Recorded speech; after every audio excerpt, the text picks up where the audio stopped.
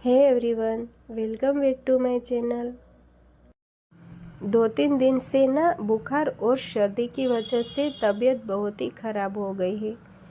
इसीलिए मैं अपने लिए बुखार और सर्दी में राहत मिल सके ऐसी राब बना रही हूँ।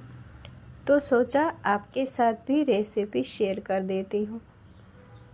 तो सबसे पहले मैंने यहाँ पे हाफ टेबल स्पून गंठोड़ा लिए हैं, जिसे हम पेपरी मूल भी कहते हैं। तो गंठोड़ा को पहले हमें पीसकर पाउडर बना लेना है। अगर आपके पास गंठोड़ा नहीं है तो गंठोड़ा का रेडीमेड पाउडर मिलता है, वो भी ले सकते हैं। इसके बाद मैंने 1 टेबल स्पून गोंद लिया है। गोंद को भी अच्छे से कूट लेंगे और इसका भी बारीक पाउडर बना लेंगे। तो ये देखिए, इस तरह का गोंद का भी पाउडर बना के रेडी कर लेंगे। तो यहाँ पे मैंने गोंद और गंठोड़ा का पाउडर बना के रेडी कर लिया है। अब मैं यहाँ पे हाफ टेबल स्पून सौंठ का पाउडर ले रही हूँ। इसी के साथ हाफ टेबल स्पून खसखस और हाफ टेबल स्पून गेहूँ का आटा ले रही हूँ।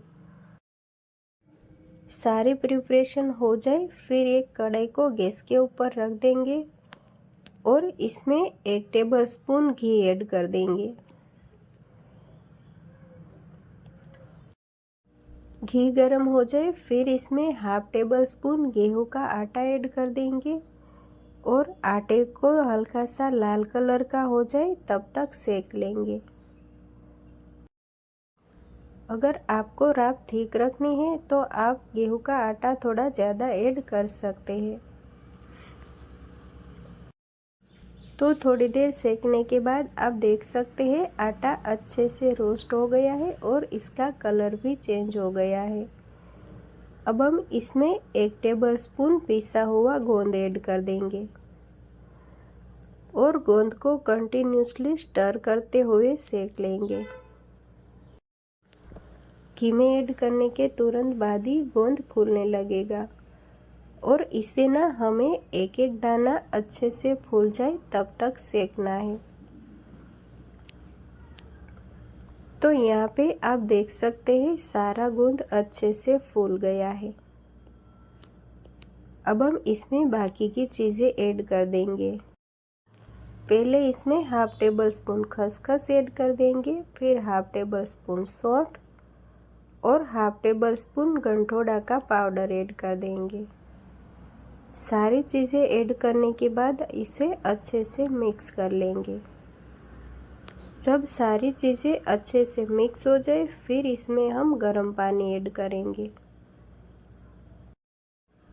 इसमें 1 कप जितना गर्म पानी ऐड करना है और पानी को ना हमें पहले से ही गर्म करके रख देना है। पानी को सारी चीज़ों के साथ अच्छे से मिक्स कर लेंगे और फिर इसमें 1 टेबल स्पून गुड़ ऐड कर देंगे। मैंने यहाँ पे 1 टेबल स्पून देसी गुड़ लिया है, वो इसमें ऐड कर देंगे। गुड़ ऐड करने के बाद इसे पहले अच्छे से मिक्स कर लेंगे। फिर राब में बॉईल आ जाए और ये थोड़ी थिक हो जाए तब तक इसे पका लेंगे।